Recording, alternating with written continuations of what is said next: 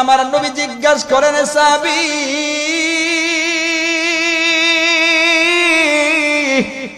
আমার নবী জানায় দেন সাহাবী ওয়ালা কাবাওয়ানি তোমার পিতামাতা কি এখনো পর্যন্ত বেঁচে আছে? ওই সাহাবী বলেন ক্বালা নাম হ্যাঁ ও নবী আমার পিতামাতা এখনো পর্যন্ত বেঁচে আছে। আমার নবী ডাক দিয়া বলেন ও সাহাবী শুনে নাও ক্বালা ফাফিহিমা ফাজাহিদে যাও যাও পিতামাতার খেদমত করো। আরে সাহাবী আমি নবীর সাথে জিহাদের ময়দানে তোমার যেতে হবে না, পিতামাতার খেদমত করে নাও। পিতামাতার খেদমতের মাধ্যমে আমার আল্লাহ তোমার এই জিহাদের সওয়াব তোমার আমলনামায় দিয়া দিবে। সুবহানাল্লাহ। এই জন্য তাহলে আমরা বুখারী শরীফের হাদিস থেকে পাইলাম নবী আমার কত প্রাধান্য পিতামাতার কথা দিয়েছেন। পিতামাতার কথা আল্লাহ যেমন প্রাধান্য দিয়েছেন আমার নবীও পিতামাতাকে বড় প্রাধান্য দিয়েছে। এই জন্য মুসলমান ইমানদার আল্লাহর গোলাম এর বান্দা আল্লাহর নবী জানায়া দেয়। আরে বুখারী এবং মুসলিম শরীফের বর্ণনা আন আবি হুরায়রা রাদিয়াল্লাহু তাআলা আনহু قال قال رجل يا رسول الله من حق بحسن الصحابه এ মুমিন মুসলমান ইমানদারেরা এই হাদিসের ব্যাখ্যা বিশ্লেষণ করে আমি এখান থেকে বয়ান সংক্ষিপ্ত করব। আমার নবীর সাহাবী আবু হুরায়রা জানায়া দেয় একজন লোক আল্লাহর নবীর কাছে চলে যায়। আল্লাহর নবীর কাছে যাইয়া ডাক দিয়া বলে নবী আমার এই দুনিয়ার জমিনে থাইকা আরে আমি কার সাথে সবচেয়ে বেশি ভালো ব্যবহার করব? আমার কাছ থেকে সবচেয়ে বেশি ভালো ব্যবহার পাওয়ার যোগ্য কে? আমার নবী জানায় দেয় ক্বালা উম্মুকা তোমার মা। ওই সাহাবী আবার বলেন ক্বালা তুম্মা মান তারপর কে? আমার নবী বলেন ক্বালা উম্মুকা তারপর তোমার মা। ওই সাহাবী আবার বলেন ক্বালা তুম্মা মান তারপর কে?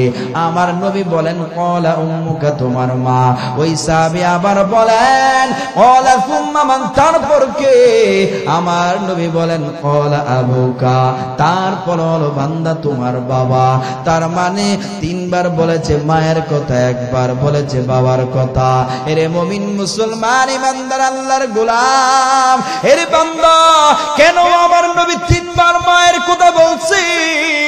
আরে হাদিস বুঝাইতে যাইয়া মুফাসসিরিনে কেরাম জানায় দেয় একটা সন্তানকে গর্ভে ধারণ করতে যাইয়া একটা মা যেই তিন কষ্ট পায়, যেই তিনটা কষ্ট একটা মা পেয়ে থাকি কোন বাবা সেই তিনটা কষ্ট পায় না। এই জন্য আল্লাহর নবী মায়ের কথা বলছে তিনবার, আবার বাবার কথা বলছে একবার।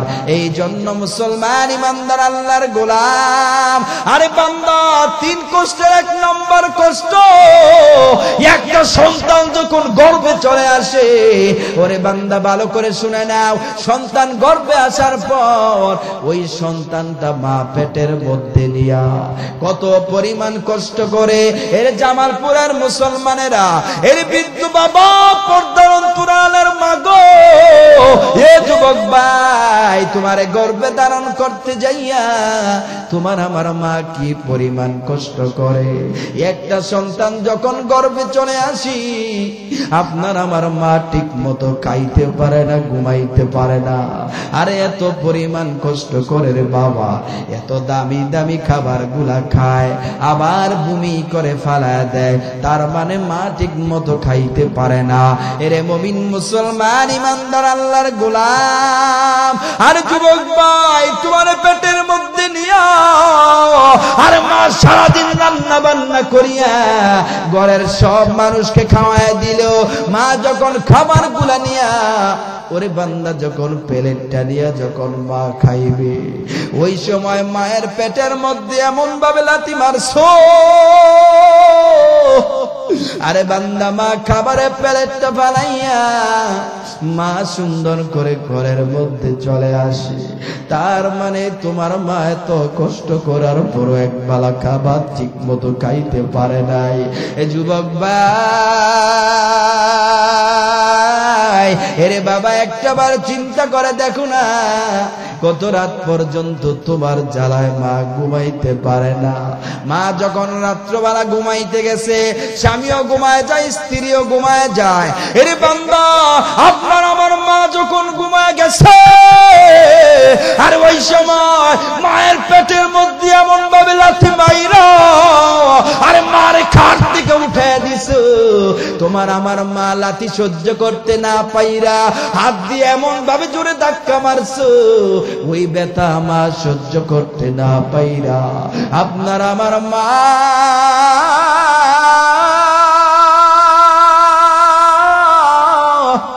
ওরে বান্দা চিৎকার মেরে লাফ দিয়া কাঠ থেকে উঠে যায়। মা লাফ দিয়া যখন কাঠ থেকে উঠে যায়, স্বামী ডাক দিয়া বলে, স্ত্রী আমার, ওই স্ত্রী তুমি কেন লাফ দিয়া ঘুম থেকে উঠে গেলা? এই স্ত্রী তুমি কেন দাঁড়ায় আছো? আপনার আমার মা দেয়ালের সাথে দাঁড়াইয়া এ মুমিন মুসলমান ইমানদার সারা রাত্র কান্না করতে করতে কাটে দেয়, কারণ পেটের মধ্যে সন্তান এমন ভাবে লাথি মারে মা সহ্য করতে পারে না। স্বামী ডাক দিয়ে বলে, স্ত্রী আমার তুমি কেন দাঁড়ায় আছো? তুমি কি ঘুমাইবা না? স্ত্রী চোখের পানি ফালাইয়া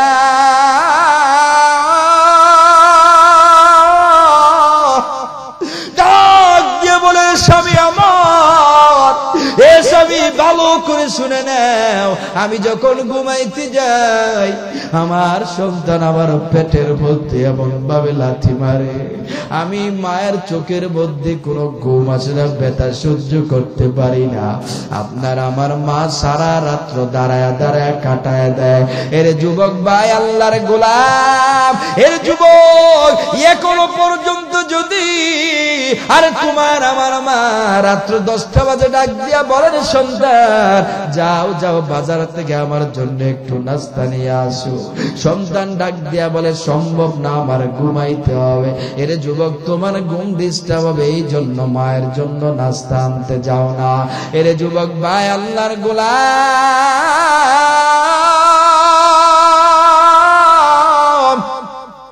এরে বান্দা একটা বার কি চিন্তা করো নাই, যেই মা তোমার জন্য এত কষ্ট করে, ওই সন্তান ঠিক মতো কত রাত পর্যন্ত ঘুমাইতে পর্যন্ত পারে নাই, আরে তোমারে গর্ভে ধারণ করতে যাইয়া কত রাত না ঘুমাইয়া আরে নাফরমান সন্তান তোর মায়ের দাঁড়ায় দাঁড়ায় কাটিয়ে দিছে, আর ওই মায়ের জন্য একটু নাস্তা আনতে যাও না।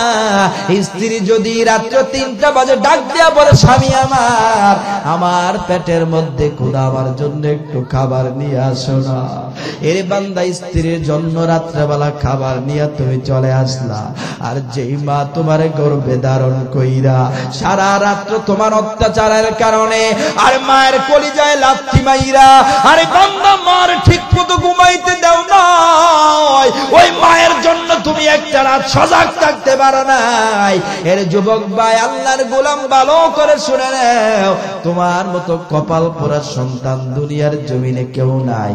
এরে বান্দা, শুধু তাই না, শুধু তাই না, এ মুমিন মুসলমান ইমানদার, হাদিস বুঝাইতে যাইয়া এরে বান্দা আপনাদেরকে বুঝাইতেছিলাম, আর কেন মায়ের কথা 3 বার বলেছে, একবার কেন বাবার কথা বলছে? মায়ের যেই 3টা কষ্ট, 1 নাম্বার কষ্ট মা যখন সন্তানকে পেটের মধ্যে নেয়, 1 নাম্বার সেই কষ্ট আমি আপনাদেরকে বুঝাইলাম। 2 নাম্বার কষ্ট হলো সন্তানটাকে 10 মাস পেটের মধ্যে রাখার পরে এবার যখন ডেলিভারির সময় হয়ে যায়, এরে মুমিন মুসলমান ইমানদার আল্লাহর গোলাম, আর যেই মা একটা সন্তানকে জন্ম দিছে, আর ওই মার একটাবার জিজ্ঞাসা করে দেখো না, তোমারে আমারে গর্ভে ধারণ করতে যাইয়া আর মায়ের কি পরিমাণ কষ্ট হয়েছে।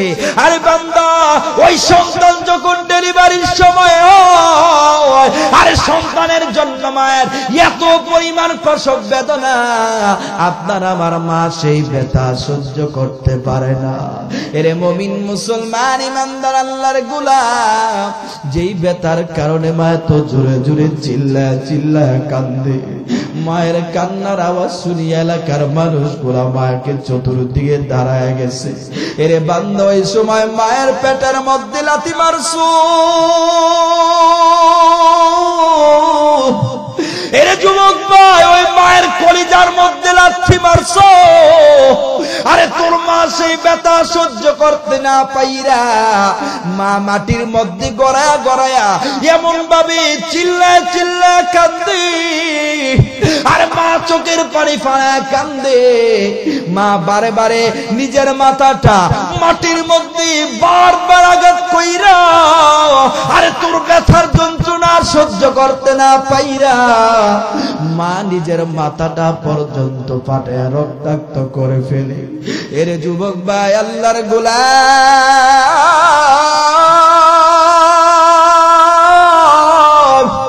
এর যুবক কত পরিমাণ কষ্ট পায়, তোমার আমার মা কি পরিমাণ কষ্ট পায় রে বাবা।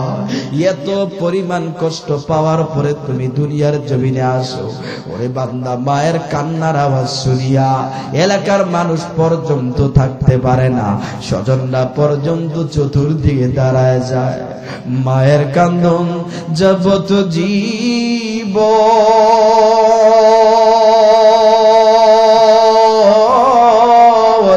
আর 2-4 মাস মনের কান্দন রে, ঘরের পরিবারের কান্দন 2-3 দিন পর থাকে না। দুঃখের দরদি আমার জনমে দুঃখী মা, গর্ভধারিণী মা, জনম দুঃখিনী মা। দুঃখের দরদি আমার জনমে দুঃখী মা। 10 মাস 10 দিন মায়ে গর্ভে দিল ঠাই, রক্ত মাংস খাইয়া যেন ভবে লম্বাই। 10 মাস 10 দিন মায়ে গর্ভে দিল ঠাই, রক্ত মাংস খাইয়া যেন ভবে লম্বাই। ভূমিষ্ঠ হইয়া আমি উঠিলাম কান্দিয়া, শান্ত করিল মায়ের বুকের দুধ দিয়া। অসুখ হইলে দেখি যায়া,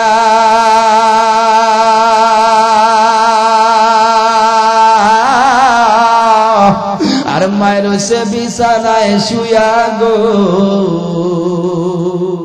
আমায় আল্লাহ নাও গোলয়া সন্তানের নিও না। দুঃখের দরদি আমার জনমে দুঃখী মা, গর্ভধারিণী মা, জনম দুঃখিনী মা। দুঃখের দরদি আমার জনমে দুঃখী মা। কত নাম রাত পোহালো ভিজলো ধুয়ে মুতি, আমার শুকনায় রাখিয়া মায় থাকে ভিজাতে। কত নাম রাত পোহালো ভিজলো ধুয়ে মুতি, আমার শুকনায় রাখিয়া মায় থাকে ভিজাতে। নূর মোহাম্মদ সিদ্দিকী ডেকে বলে,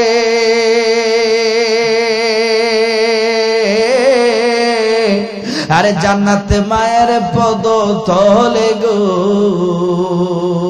আরে দেখ বুখারী হাদিস খুলে করছে নবী ঘোষণা। দুঃখের দরদি আমার জনমে দুঃখী মা, গর্ভধারিণী মা, জনম দুঃখিনী মা। দুঃখের দরদি আমার জনমে দুঃখী মা।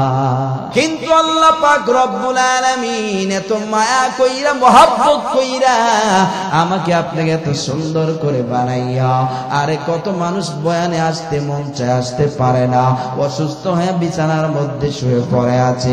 এতগুলা মানুষ থেকে যাচাই বাছাই কইরা, এতগুলা মানুষ থেকে মহব্বত কইরা আল্লাহ পাক রব্বুল আলামিন বলে বান্দা তোরে এত সুন্দর করে বানাইয়া আমি আল্লাহ তোরে সুস্থ রাইখা বয়ানের মধ্যে আইসা আবার আমি আল্লাহর কথা শোনা, আমি নবীর কথা শোনার সুযোগ করে দিলাম। আল্লাহ বলেন তার চেয়ে বড় নেয়ামত দুনিয়ার জমিনে আর কিছুই হতে পারে না, বলেন ঠিক কিনা? এই জন্য আল্লাহ পাক রব্বুল আলামিন বলেন ওয়া ইন তাউদ্দু নি'মাতাল্লাহি লা তুহসুহা ইন্নাল্লাহা লাগফুরুর রহিম। আল্লাহ পাক রব্বুল আলামিন বলে গোলাম আরে এত নিয়ামত আমি আল্লাহ দান করলাম, আমি আল্লাহর নিয়ামত গণনা করেও কোনোদিন শেষ করা সম্ভব না। আল্লাহ পাক রব্বুল আলামিন বলেন ওরে বান্দা এত নিয়ামত দিলাম, এত নিয়ামত পাইয়া আল্লাহ পাক রব্বুল আলামিন বলেন ওরে বান্দা আমি আল্লাহর নিয়ামতের শুকর আদায় করবা। ওই নিয়ামতের শুকর আদায় কিভাবে করতে হবে রে মুসলমান? আমার আল্লাহর দৈনিক 5 বার আল্লাহর করে যাইয়া আমার আল্লাহর যদি সেজদা দিতে পারেন, রুকু দিতে পারেন, আল্লাহ পাক রব্বুল আলামিন বলেন ওরে বান্দা আরে আমি আল্লাহ তো বলি না তুই সারাদিন আমি আল্লাহর সেজদা দাও। আল্লাহ পাক রব্বুল আলামিন বলেন ও দুনিয়ার মানুষেরা আমি আল্লাহ তো বলি না সারা জিন্দেগি ভর মসজিদে এসে পড়ে থাকো। আমার আল্লাহ পাক রব্বুল আলামিন জানায় দৈনিক বান্দা 25 থেকে আধা ঘন্টা আমি আল্লাহর করে আইসা আমি আল্লাহর সেজদা দিয়া আমি আল্লাহর রুকু দিয়া আমি আল্লাহর জানায় দাও আল্লাহ তুমি যে আমার নিয়ামত দিয়েছো আল্লাহ তোমার নিয়ামতের শুকর আদায় তোমার সেজদা দিলে আসলাম, তোমার আল্লাহ রুকু দিতে আইসা তোমার জান্নাতের খাতায় নামটা লেখায় গেলাম। আল্লাহ বলে বান্দা দৈনিক যদি 5 বার আমি আল্লাহর ঘরে আইসা আমি আল্লাহর সেজদা দিতে পারো, রুকু দিতে পারো, আমি আল্লাহ তোমার 5 ওয়াক্ত নামাজের বদৌলতে 50 ওয়াক্ত নামাজের সওয়াব দিয়া দিব। মকুম সুসুতি নামাজি পাঞ্জগানা ফাওয়াইলুল লিল মুসাল্লিনাল্লাযীনা মুমিনারা ইনামাজিম দাদদার ইস্তাঈনু আয়াতে কুরআন বখা। এই জন্য আমার ভাইরা এর যুবক ভাই আল্লাহ পাক রব্বুল আলামিন আমার আল্লাহ পাক রব্বুল আলামিন জানায় ওরে বান্দা আমি আল্লাহর সেজদা দাও, ওরে বান্দা আমি আল্লাহর রুকু দাও, আমি আল্লাহর ইবাদত বন্দেগী যদি করতে পারো, আমি আল্লাহর নিয়ামতের শুকর আদায় যদি করো, আল্লাহ পাক রব্বুল আলামিন বলেন সেজদার মাধ্যমে আমি আল্লাহর নিয়ামতের শুকর আদায় করবা।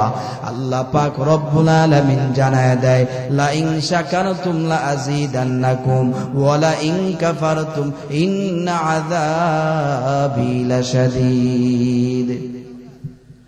তার মানে আল্লাহ পাক রব্বুল আলামিন জানায় ও দুনিয়ার মানুষেরা আমি আল্লাহর নিয়ামতের শুকর আদায় করো। আরে বান্দা নিয়ামতের শুকর আদায় যদি করতে পারো আমি আল্লাহ নিয়ামত আরো বাড়ায় দিব। আর যদি বান্দা নিয়ামতের শুকর আদায় করতে না পারো আল্লাহ পাক রব্বুল আলামিন বলে বান্দা যেই নিয়ামত আমি আল্লাহ দিলাম আর ওই নিয়ামত তোমার কাছ থেকে আমি আল্লাহ ছিনে নিব, আর এমন গজব করে আমি আল্লাহ দিব ওরে বান্দা তুই কল্পনাও করতে পারবি না। এই জন্য মুসলমান ইমানদার আল্লাহ পাক রব্বুল আলামিন বলেন ওয়া কাদা রাব্বুকা আল্লা তা'বুদু ইল্লা ইয়া। আমার আল্লাহ পাক রব্বুল আলামিন জানায় ওরে বান্দা দুনিয়ার জমিনে থাইকা আমি আল্লাহর ইবাদত বন্দেগী করো, আমি আল্লাহর ইবাদত বন্দেগী যদি করো আমি আল্লাহ তোর এত সম্মান এত মর্যাদা দিব, মরতে দেরি হবে আমি আল্লাহর জান্নাতে যেতে দেরি হবে না। সুবহানাল্লাহ। হর কে দারত খৌফে হক দর দিল মদাম जन्नतुल मावा तेहदूरा मकाम हर के दारात खौफे हक दर दिल मोदम जन्नतुल मावा तेहदूरा मकाम। এই জন্য আমার ভাইরা, হে যুবক ভাই, আল্লাহ পাক রব্বুল আলামিন বলে গোলাম এক নম্বরে আমি আল্লাহর ইবাদত বন্দেগী করবা। আল্লাহ পাক রব্বুল আলামিন জানায় আমি আল্লাহর ইবাদত বন্দেগী কয়দিন করবা। এরে মুমিন মুসলমান ইমানদার আল্লাহর গোলাম, আল্লাহ পাক রব্বুল আলামিন আমাকে আপনাকে জানায় দেয়, বলে বান্দা মৃত্যুর আগ পর্যন্ত আমি আল্লাহর গোলামি করবা। মৃত্যুর আগ পর্যন্ত গোলামি করা ফরজ করেছেন কে? আরো জোরে বলতে হবে কে?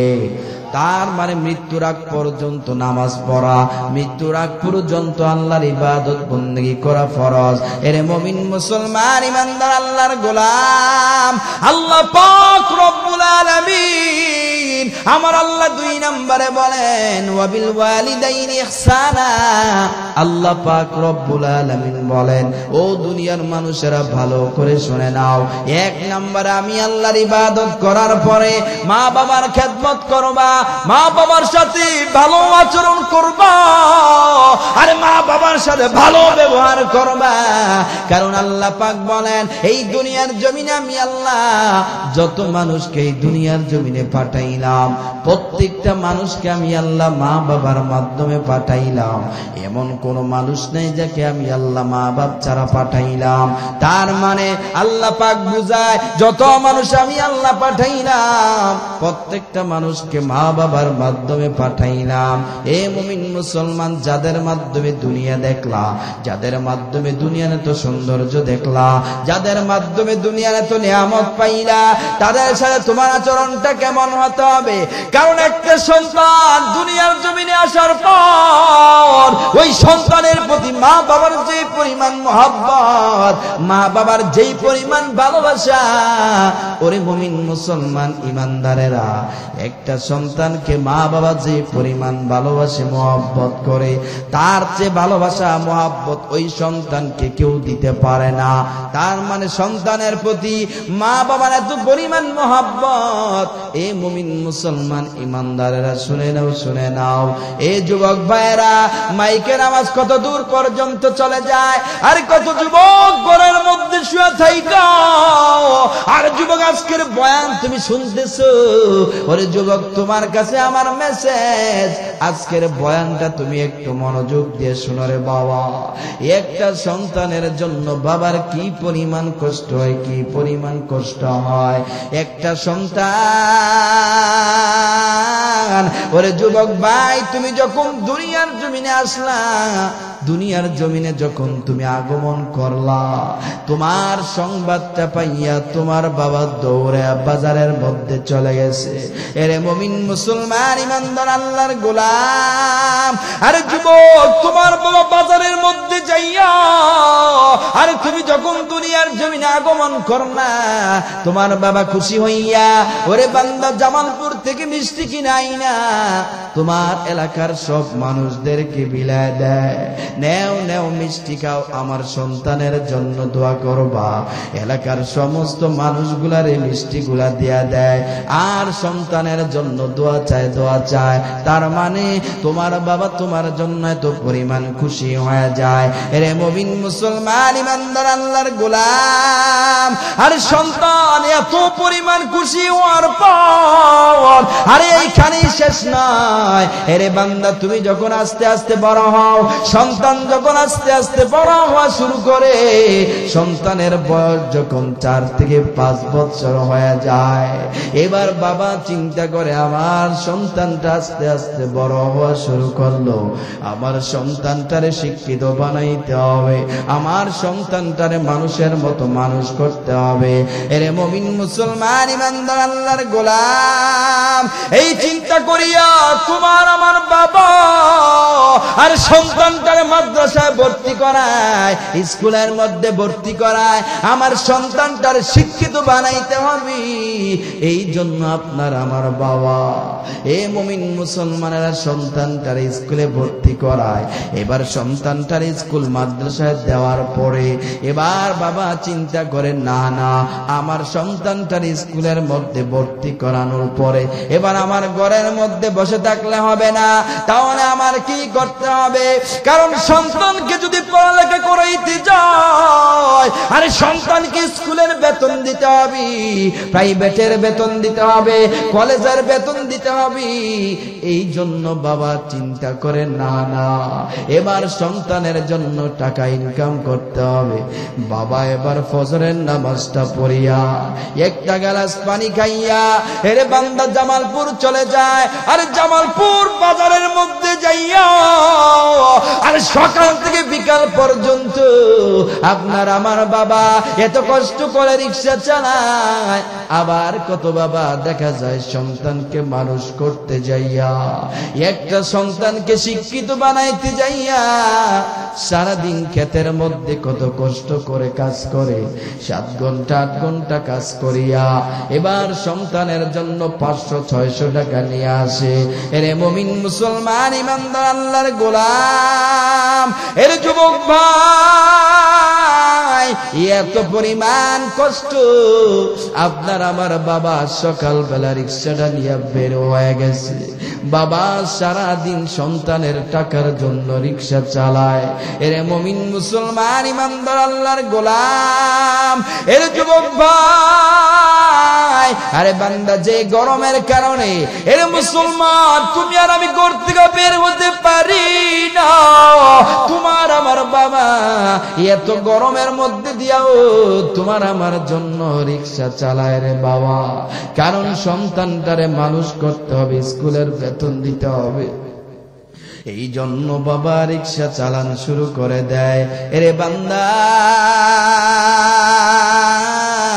সারাদিন রিক্সা চালাইয়া, আরে বাবা এত পরিমাণ গরম, আর যেই গরমের কারণে বাবার গেঞ্জিটা পর্যন্ত ভিজে যায়।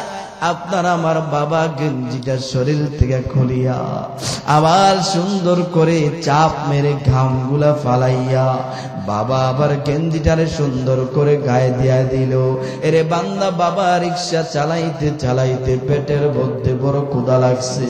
বাবা যখন একটা রেস্টুরেন্টে গিয়ে খাবার খাইতে চলে যায়, বাবা রেস্টুরেন্টের সামনে যাইয়া আরে বান্দা বাবা এবার মনে মনে চিন্তা করে, আরে আমি যদি এখন রেস্টুরেন্টে গিয়ে খাবার খাই আমার টাকা চলে যাবে, 300-400 টাকা চলে যাবে।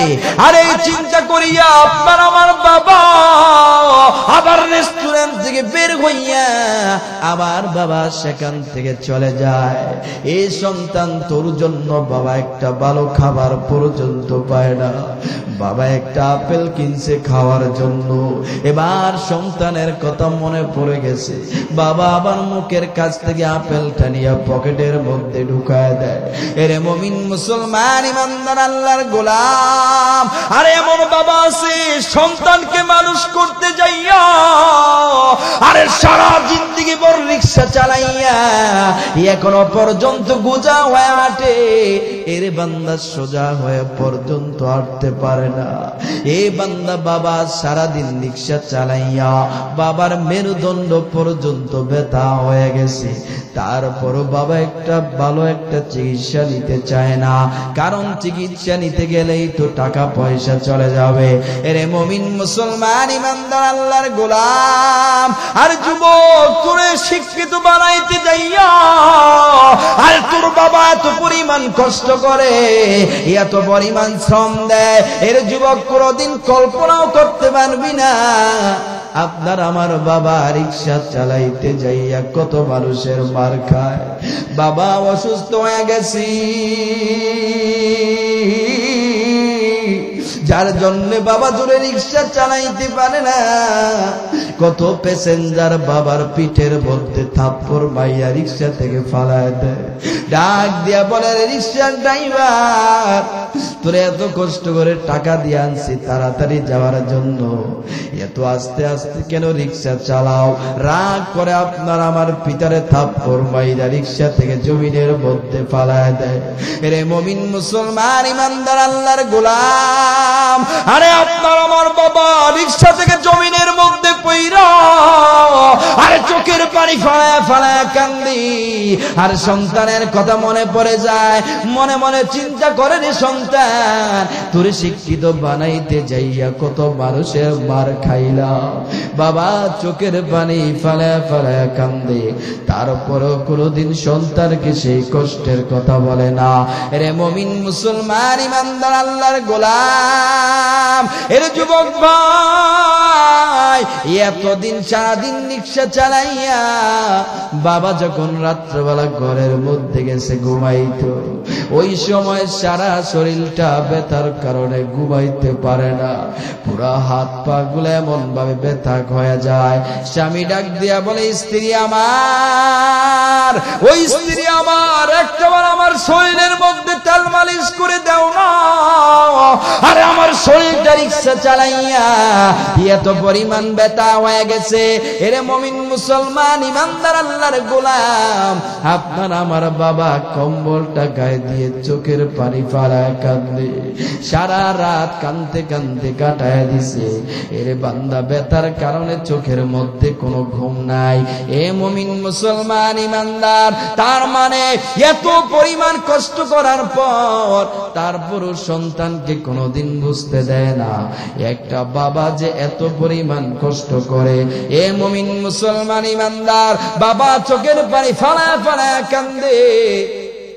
কুরবানি ঈদ চলে যায়, রমজানের ঈদ চলে যায়, তোমার আমার বাবা একটা নতুন শার্ট কিনে না, নতুন জামা কিনে না, সন্তানকে নতুন জামা কাপড় পরাইয়া, আল্লাহু আকবার, আরে আপনার আমার বাবা আরে ঘরের কোনায় দাঁড়ায় দাঁড়ায় সন্তানের দিকে তাকাইয়া বাবা চোখের পানি ফেলায় কান্দে, আর ডাক দিয়া বলে, সন্তান, ওরে সন্তান, তোরে সুরে সুখ দিতে যাইয়া, ও সন্তান, তোরে আনন্দ দিতে যাইয়া আমি বাবা ঠিক মতো খাইতে পারি না, ঘুমাইতে পারি না। আমি আজকে পুরান একটা জামা পইরা ঈদের নামাজ আদায় করলাম। এরে সন্তান, তোরে নতুন জামা পরাইলাম, তোর মুখের মধ্যে হাসি ফুটাইলাম। এর সন্তান, এইটাই তো আমি বাবার স্বার্থ। আর আমি বাবার নতুন শার্টের কোনো প্রয়োজন নাই, আমি বাবার নতুন জামা কাপড়ের কোনো প্রয়োজন নাই। ওরে সন্তান, তুই যখন নতুন জামা কাপড় পরিয়া তোর মুখের মধ্যে যখন আমি হাসি দেখি, ওরে সন্তান, আমি বাবার কলিজাটা বড় ঠান্ডা হয়ে যায়। এরে মুমিন মুসলমান ইমানদার আল্লাহর গোলাম, আরে বান্দা, একটা সন্তানের যদি প্রজন্ম যদি বাবার এত পরিমাণ মহব্বত হয়, আরে বান্দা, তাহলে একটা সন্তানের প্রতি একটা মায়ের কত পরিমাণ মহব্বত, একটা মায়ের একটা সন্তানের প্রতি কত পরিমাণ ভালোবাসা। এরে বাবা, একটা বার শুধু চিন্তা করে দেখো না, কত মানুষ দেখা যায়, কত মা দেখা যায়। আরে আমরাও ছোটবেলা তাকায় দেখতাম, আমার মা যখন ভাত গুলা নিয়ে বসতো, মা যখন প্লেটের মধ্যে ভাত নেয়, ওই সময় তাকায় দেখতাম মা প্লেটের মধ্যে ভাত গুলা নিয়া আমাদের মতো সন্তানদেরকে ভাত গুলা খাওয়ায় দেয়। আর মা তাকায় দেখতাম মা পানি গুলা খায়। যদি জিজ্ঞাসা করি, মা,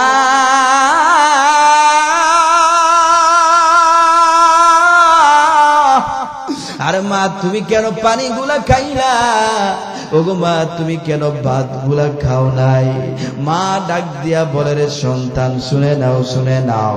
ওরে সন্তান, তুমি যখন ভাত গুলা খাইলা, এ সন্তান, আমি যখন তাকায় দেখবো এই ভাত গুলা খাওয়ার কারণে, আরে সন্তান, তোমার শরীর যেহেতু সুস্থ, আরে সন্তান, ওই দৃশ্য দেখার পর আমি মায়ের কলিজাটা বড় ঠান্ডা হয়ে যায়। এই জন্য আমি মায়ের খাবারের কোনো প্রয়োজন নাই, আমি মা পানিগুলা খাইলাম, মেরে সন্তান তোমরা ভাতগুলা খাও। তাহলে একটা সন্তানের প্রতি মায়ের কি পরিমাণ মহব্বত, ভালোবাসা। এই জন্যই তো নবী আমার বলেন, আল জান্নাতু তাহতা কদামিহিল উম্মাহাত। আমার নবী বলে, ও দুনিয়ার মানুষেরা শুনে নাও, আরে বান্দা তোমার মায়ের নিচে, তোমার মায়ের পায়ের নিচে সন্তানের ব্যস্ত। ওরে বান্দা যদি মায়ের সাথে ভালো আচরণ করতে পারো, এরে বান্দা মায়ের সাথে যদি ভালো ব্যবহার করতে পারো, তাহলে জান্নাতে যাইবা। আর না হয় আমি আল্লাহর জাহান্নাম। এই জন্যই তো আমার আল্লাহ বলেন, ওই মা বাবার সাথে কেমন আচরণ করবা, ওই মা বাবার সাথে কেমন ব্যবহার করবা। আল্লাহ পাক রব্বুল আলামিন বলেন, ইম্মা ইয়াবলুগান্না ইনদাকাল কিবারু আহাদুহুমা আও কিলাহুমা ফালা তাকুল লাহুমা উফ। আল্লাহ পাক রব্বুল আলামিন জানায় দে, বান্দা ওই মা বাবার সাথে এমন কোন আচরণ করবা না, ওই মা বাবার সাথে এমন কোন ব্যবহার করবা না যে আচরণের ফলে কষ্ট পেয়ে তোমার মা বাবা আহ বা উহ শব্দ করবে, অথবা তুমিও তাদের আচরণে কষ্ট পেয়ে আহ বা উহ বলিও না। তাহলে কেমন আচরণ করবা? আল্লাহ পাক রব্বুল আলামিন জানাইয়া দেয়, আমার আল্লাহ বলেন, ওয়ালা তানহারহুমা ওয়া কুল্লাহুমা কওলান কারীমা। আল্লাহ পাক রব্বুল আলামিন বলে, বান্দা মা বাবার সাথে সুন্দর সুন্দর ভাষায় কথা বলবা, মা বাবার সাথে নম্র ভাষায়, ভদ্র ভাষায় কথা বলবা, মা বাবারকে কখনো ধমক দিয়ে কথা বলবা না। তারপরে আমার আল্লাহ বলেন, ওয়াখফিদ লাহুমা জানাহাদ যুল্লি মিনার রাহমা। আমার আল্লাহ জানায়, ওই মা বাবার কাছে বান্দা বিনয়ের ডানা বিছায় দাও। এ মুমিন মুসলমান ইমানদারেরা, বিনয়ের ডানা মানে, আরে বান্দা মানুষের তো কোনো ডানা নাই, তাহলে আমার আল্লাহ কেন ডানার কথা বলছে? মুফাসসিরিনে কেরাম জানায়, আরে বান্দা মানুষের তো কোনো ডানা নাই, তার মানে মানুষেরকে দুইটা হাত দিয়েছেন। আল্লাহ পাক রব্বুল আলামিন বলেন, এই দুই হাত দিয়া মা বাবার জন্য শুধু খরচ করবা। মা বাবা যদি তোমার কাছ থেকে 10 টাকা চায়, তাকে 50 টাকা দিয়া দিবা। তার মানে এই জায়গায় কোনো কৃপণতা চলবে না। মা বাবার সামনে গেলে বান্দা কোনো এমপিগিরির পাওয়ার চলবে না, কোনো রাজনৈতিক পাওয়ার চলবে না। তুমি যত বড় নেতা হও না কেন, ওরে বান্দা তুমি যা কিছু হও না কেন, মা বাবার সামনে গেলে কোনো পাওয়ার চলবে না। তার মানে আমার আল্লাহ বুঝায়, এরে বান্দা ওই মা বাবার জন্য দুই হাত বিছায়া দাও, ওই মা বাবার জন্য কোনো কৃপণতা চলবে না। তারপর আমার আল্লাহ বলেন, ওয়াকুর রব্বির হামহুমা কামা রব্বায়ানি সগীরা। আল্লাহ পাক রব্বুল আলামিন জানায় দে, বান্দা ওই মা বাবার জন্য আমি আল্লাহর কাছে দোয়া করো, আল্লাহ ও আল্লাহ আমার মা বাবা, আয় আল্লাহ ছোটবেলা আমাদেরকে যেইভাবে কোলের মধ্যে নিয়া, আয় আল্লাহ আমাদেরকে লালন পালন করেছে, ও আল্লাহ তুমি আমাদের মা বাবাকে তোমার রহমতের কোলে নিয়ে নাও। আমার আল্লাহ কত সুন্দর করে শিখায় দেয়। তার মানে মা বাবার জন্য, মায়ের জন্য, বাবার জন্য আল্লাহর কাছে দোয়া করা আল্লাহ পাক রব্বুল আলামিন আপনাকে আমাকে শিখায় দেয়। এই জন্যই তো মুসলমান ইমানদার আল্লাহ পাক রব্বুল আলামিন জানায় দিছে। আল্লাহ পাক রব্বুল আলামিন বলেন, ওয়া ক্বাদা রাব্বুকা আল্লা তা'বুদু ইল্লা ইয়্যাহু ওয়া বিল ওয়ালিদাইনি ইহসানা। আল্লাহ পাক রব্বুল আলামিন বলেন, এক নম্বরে আমার আল্লাহ জানায় দেয়, ওরে বান্দা দুনিয়ার জমিনে থাইকা আমি আল্লাহর ইবাদত বন্দেগী করবা, আমি আল্লাহর দাসত্ব করবা। আরে বান্দা আমি আল্লাহর ইবাদত বন্দেগী করার পর আরে মা বাবার খেদমত করবা, মা বাবার সাথে ভালো আচরণ করবা, মা বাবার সাথে বান্দা ভালো ব্যবহার করবা। এই জন্য আমার আল্লাহ এক নম্বরে বলেছে আল্লাহর কথা, দুই নম্বরে বলেছে মা বাবার কথা। এই মুমিন মুসলমান ইমানদার, সহিহ বুখারী এবং মুসলিম শরীফের বর্ণনা, আন আব্দুল্লাহ ইবনে মাসউদ রাদিয়াল্লাহু তাআলা আনহু قال, আব্দুল্লাহ ইবনে মাসউদ জানায় দেয়, সাআলতুন নাবিয়্য সাল্লাল্লাহু আলাইহি ওয়াসাল্লাম, আব্দুল্লাহ ইবনে মাসউদ নবীকে প্রশ্ন করলেন, নবী আমার, আইয়ুল আমালি আহাব্বু ইলাল্লাহ, ওগো নবী আমার, আপনি আমাদেরকে জানায়া দেন আল্লাহ কোন আমল সবচেয়ে বেশি পছন্দ করে। আমার আল্লাহ, আমার নবী জানায়া দেয়, রে সাহাবী,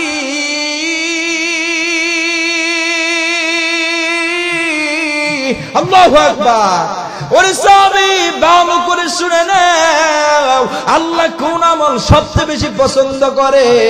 আমার নবী বলেন, ওয়ালা সলাতু আলা ওয়াক্তিহা, সময় মতো নামাজ পড়া, সময় মতো আল্লাহর ইবাদত বندگی করা, সময় মতো আল্লাহর সিজদা দেওয়া, সময় মতো আল্লাহর রুকু দেওয়া, তার মানে আল্লাহর বিধান মেনে চলা। আল্লাহ পাক রব্বুল আলামিন এই আমলটা বড় পছন্দ করেন। ওই সাহাবী বলেন, সুম্মা আইয়ু ইয়া রাসূলুল্লাহ, ও নবী আমার আল্লাহ, দুই নম্বরে কোন আমল সবচেয়ে বেশি পছন্দ করি? আমার নবী জানায় দেয়, রে সাহাবী, ওয়ালা তুম্মা বিররুল ওয়ালিদাইন, দুই নাম্বার আমার নবী বলেন, দুই নাম্বার হলো পিতামাতার খেদমত করা, পিতামাতার সাথে ভালো আচরণ করা, পিতামাতার সাথে ভালো ব্যবহার করা। এর বান্দা, ওই যে খুতবা আয়াত তেলাওয়াত করলাম, ওই আয়াতের মধ্যে আমার আল্লাহ আল্লাহর বিধানের পর পিতামাতার কথা বলেছে। আর নবী আপনারা আমার বুখারীর হাদিস, আমার নবী হাদিস শরীফে জানায় দেয়, আল্লাহর ইবাদত করার পরে দুই নাম্বার হলো পিতামাতার খেদমত করা, পিতামাতার সাথে ভালো আচরণ করা, ভালো ব্যবহার করা। আমার নবী বলেন, দুই নাম্বারে আমার আল্লাহ আমল বড় পছন্দ করেন। তিন নাম্বারে সাহাবী বললেন, ওই সাহাবী প্রশ্ন করলেন, সুম্মা ইয়া রাসূলুল্লাহ, ও নবী আমার, তিন নাম্বারে আমার আল্লাহ কোন আমল সবচেয়ে বেশি পছন্দ করে? আমার নবী বলেন, ক্বাল আল জিহাদু ফি সাবিলিল্লাহ, এরে মুমিন মুসলমান ইমানদার আল্লাহর গোলাম, তিন নম্বরে আমার নবী জানায় দিছে, আমার নবী জানায় দেয়, রে সাহাবী, তিন নাম্বার হলো আল্লাহর রাস্তায় জিহাদ করা, আল্লাহর দ্বীন প্রতিষ্ঠা করার লগ্নে, আল্লাহর দ্বীন দুনিয়ার জমিনে কায়েম করার জন্য দুনিয়ার জমিনে জিহাদ করা, বেঈমানের সাথে যুদ্ধ করা, এই আমলগুলো আমার আল্লাহ বড় পছন্দ করেন। তার নাম চার মানে নবী আমার হাদিস শরীফের মধ্যে জানায়, এক নাম্বার আল্লাহর পছন্দ আল্লাহর ইবাদত বندگی করা, দুই নাম্বার পছন্দ ওরে বান্দা পিতামাতার খেদমত করা, ভালো আচরণ করা, তিন নাম্বার হলো আল্লাহর রাস্তায় জিহাদ করা। এরে মুমিন মুসলমান ইমানদার আল্লাহর গোলাম, এই জন্যই তো আমার নবী হাদিস শরীফের মধ্যে জানায়া দেয়, আরে বান্দা সহিহ বুখারী এবং মুসলিম শরীফের বর্ণনা, আমার নবী জানায়, এরে মুমিন মুসলমান ইমানদার, আন আব্দুল্লাহ ইবনে আমর রাদিয়াল্লাহু তাআলা আনহু قال, আব্দুল্লাহ ইবনে আমর বলেন, ক্বালা রাজুলুন ইয়া রাসূলুল্লাহ, ওরে মুমিন মুসলমান ইমানদার মুজাহিদ এক ব্যক্তি আল্লাহর নবীর সামনে চলে যায়, ডাক দিয়া বলে, গো নবী আমার, আমি আপনার সাথে জিহাদের ময়দানে যেতে চাই, আল্লাহর দ্বীন কায়েম করার জন্য, আল্লাহর দ্বীন প্রতিষ্ঠা করার জন্য। ওগো নবী, আমি আপনার সাথে গিয়ে বেঈমানের সাথে যুদ্ধ করব। আমার নবী বলেন, ক্বালা লাকা আবাওয়ানি, ওরে সাহাবী, তোমার পিতামাতা কি এখনো পর্যন্ত বেঁচে আছে? তার মানে আমার নবী জিজ্ঞাসা করেন, সাহাবী,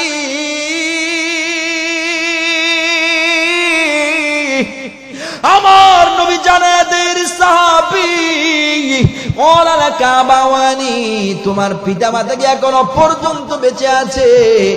ওই সাহাবী বলেন, ক্বালা নাম, হ্যাঁ, ও নবী, আমার পিতামাতা এখনো পর্যন্ত বেঁচে আছে। আমার নবী ডাক দিয়া বলেন, ও সাহাবী শুনে নাও, ক্বালা ফাফিহিমা ফাজাহিদে, যাও যাও পিতামাতার খেদমত করো।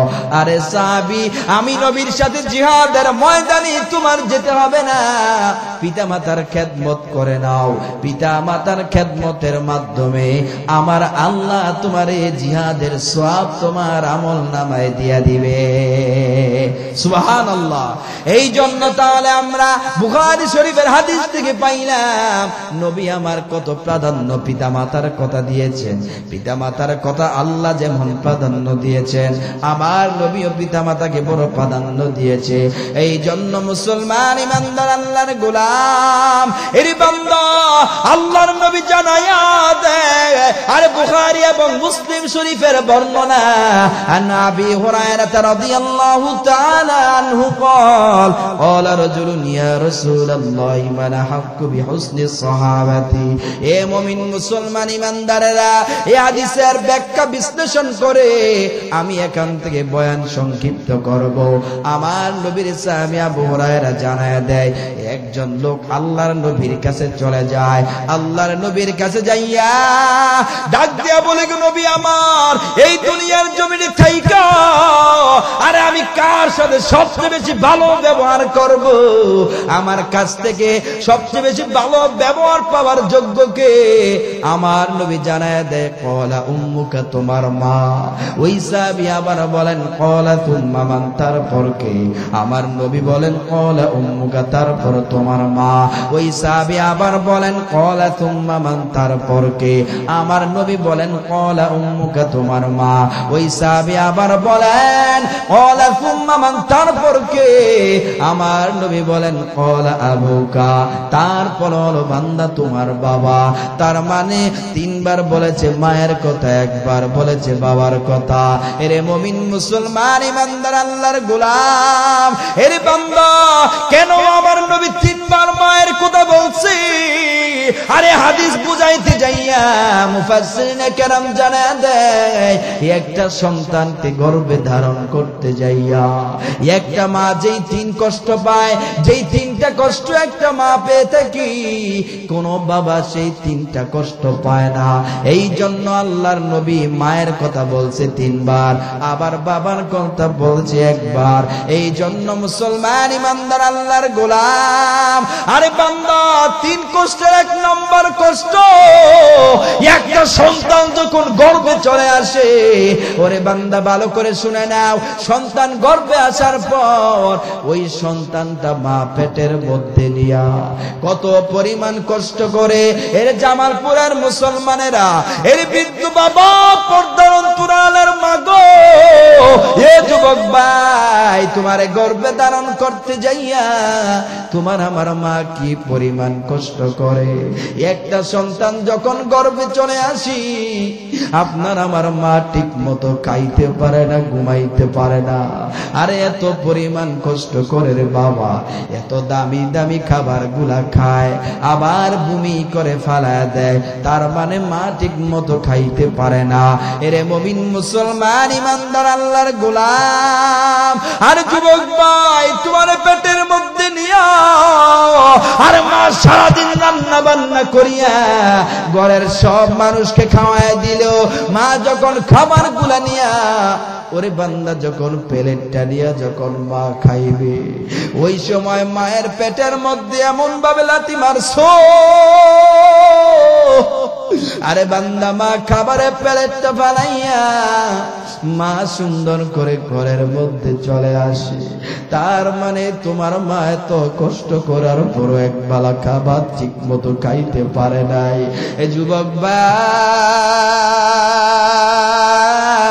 এরে বাবা, একটাবার চিন্তা করে দেখো না, কত রাত পর্যন্ত তোমার জ্বালায় মা ঘুমাইতে পারে না। মা যখন রাত্রবেলা ঘুমাইতে গেছে, স্বামীও ঘুমায় যায়, স্ত্রীও ঘুমায় যায়। এরে বান্দা, আপনার আমার মা যখন ঘুমায় গেছে, আর ওই সময় মায়ের পেটের মধ্যে এমন ভাবে লাথি মাইরা আরে মারে খাট থেকে উঠে দিছো। তোমার আমার মা লাথি সহ্য করতে না পাইরা হাত দিয়ে এমন ভাবে জোরে ধাক্কা মারছো, ওই ব্যথা মা সহ্য করতে না পাইরা আপনার আমার মা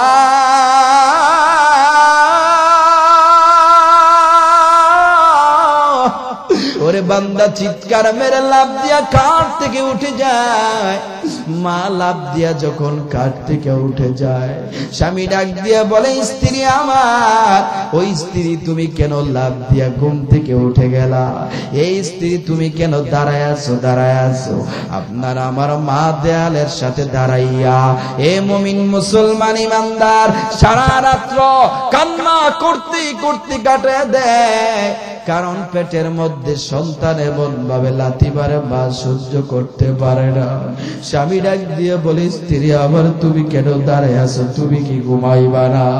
স্ত্রী চোখের পানি ফালাইয়া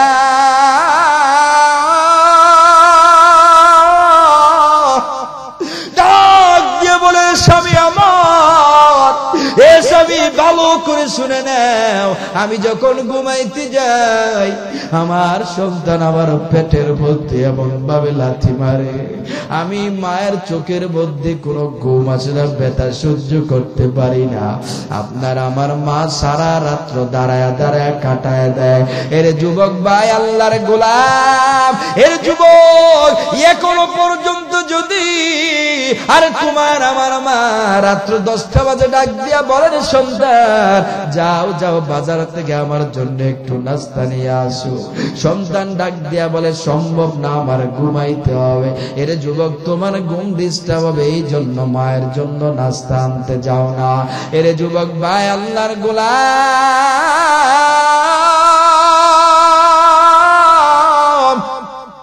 এর বান্দা একটা বার কি চিন্তা করো নাই, যেই মা তোমার জন্য এত কষ্ট করে, ওই সন্তান ঠিক মতো কত রাত পর্যন্ত ঘুমাইতে পর্যন্ত পারে নাই। আরে তোমার গর্ভে ধারণ করতে যাইয়া কত রাত না ঘুমাইয়া, আরে নাফরমান সন্তান তোর মায়ের দাঁড়ায় দাঁড়ায় কাটিয়ে দিছে, আর ওই মায়ের জন্য একটু নাস্তা আনতে যাও না। স্ত্রী যদি রাত্র 3টা বাজে ডাক দিয়া বলে, স্বামী আমার, আমার পেটের মধ্যে ক্ষুধা, আমার জন্য একটু খাবার নিয়ে আসো না। এর বান্দা, স্ত্রীর জন্য রাত্রেবেলা খাবার নিয়ে তুমি চলে আসলা, আর যেই মা তোমার গর্ভে ধারণ কইরা সারা রাত্র তোমার অত্যাচারের কারণে আর মায়ের কলিজায় লাথি মাইরা, আরে বান্দা মার ঠিক মতো ঘুমাইতে দাও না, ওই মায়ের জন্য তুমি একটা রাত সজাগ থাকতে পারো নাই। এর যুবক ভাই, আল্লাহর গোলাম, ভালো করে শুনে নাও, তোমার মতো কপাল পোড়া সন্তান দুনিয়ার জমিনে কেউ নাই। এর বান্দা, শুধু তাই না, শুধু তাই না, এ মুমিন মুসলমান ইমানদার, হাদিস বুঝাইতে যাইয়া এর বান্দা আপনাদেরকে বুঝাইতেছিলাম, আর কেন মায়ের কথা 3বার বলেছে, একবার কেন বাবার কথা বলছে? মায়ের যেই 3টা কষ্ট, 1 নাম্বার কষ্ট মা যখন সন্তানকে পেটের মধ্যে নেয়, 1 নাম্বার সেই কষ্ট আমি আপনাদেরকে বুঝাইলাম। 2 নাম্বার কষ্ট হলো সন্তানটাকে 10 মাস পেটের মধ্যে রাখার পরে এবার যখন ডেলিভারির সময় হয়ে যায়, এরে মুমিন মুসলমান ইমানদার আল্লাহর গোলাম, আর যেই মা একটা সন্তানকে জন্ম দিছে, আর ওই মার একটাবার জিজ্ঞাসা করে দেখো না, তোমারে আমারে গর্ভে ধারণ করতে যাইয়া আর মায়ের কি পরিমাণ কষ্ট হয়েছে। আরে বান্দা, ওই সন্তান যখন ডেলিভারির সময় হয়, আরে সন্তানের জন্য মায়ের এত পরিমাণ প্রসব বেদনা, আপনার আমার মা সেই ব্যথা সহ্য করতে পারে না। এরে মুমিন মুসলমান ইমানদার আল্লাহর গোলাম, যেই ব্যথার কারণে মা এত জোরে জোরে চিল্লায় চিল্লায় কান্দে, মায়ের কান্নার আওয়াজ শুনিয়ে এলাকার মানুষগুলা মাকে চতুর্দিকে দাঁড়ায় গেছে। এরে বান্দা, ওই সময় মায়ের পেটের মধ্যে লাথি মারছো, এরে যুবক ভাই, ওই মায়ের কলিজার মধ্যে লাথি মারছো, আরে তোর মা সেই ব্যথা সহ্য করতে না পাইরা মা মাটির মধ্যে গড়ায়া গড়ায়া এমন ভাবে চিল্লায় চিল্লায় কান্দে, আর মা চোখের পানি ফাড়া কান্দে। মা বারে বারে নিজের মাথাটা মাটির মধ্যে বারবার আঘাত কইরা, আরে তোর ব্যথার যন্ত্রণা সহ্য করতে না পাইরা মা নিজের মাথাটা পর্যন্ত ফাটায় রক্তাক্ত করে ফেলে। এরে যুবক ভাই, আল্লাহর গোলাম,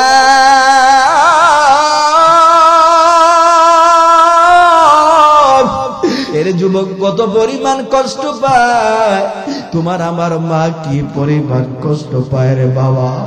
এত পরিমাণ কষ্ট পাওয়ার পরে তুমি দুনিয়ার জমিনে আসো। ওরে বান্দা, মায়ের কান্নার আওয়াজ শুনিয়া এলাকার মানুষ পর্যন্ত থাকতে পারে না, স্বজনরা পর্যন্ত চতুর্দিকে দাঁড়ায় যায়। মায়ের কান্দন যাবত জীব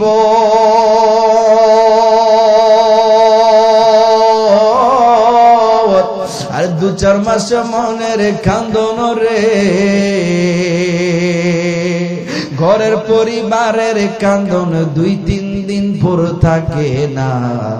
দুঃখের দরদি আমার জনমে দুঃখী মা, গর্ভধারিণী মা, জনম দুঃখিনী মা। দুঃখের দরদি আমার জনমে দুঃখী মা। 10 মাস 10 দিন মায়ে গর্ভে দিল ঠাই, রক্ত মাংস খাইয়া যেন ভবে লম্বাই। 10 মাস 10 দিন মায়ে গর্ভে দিল ঠাই, রক্ত মাংস খাইয়া যেন ভবে লম্বাই। ভূমিষ্ঠ হইয়া আমি উঠিলাম কান্দিয়া, শান্ত করিল মায়ের বুকের দুধ দিয়া। অসুখ হইলে দেখি যায়া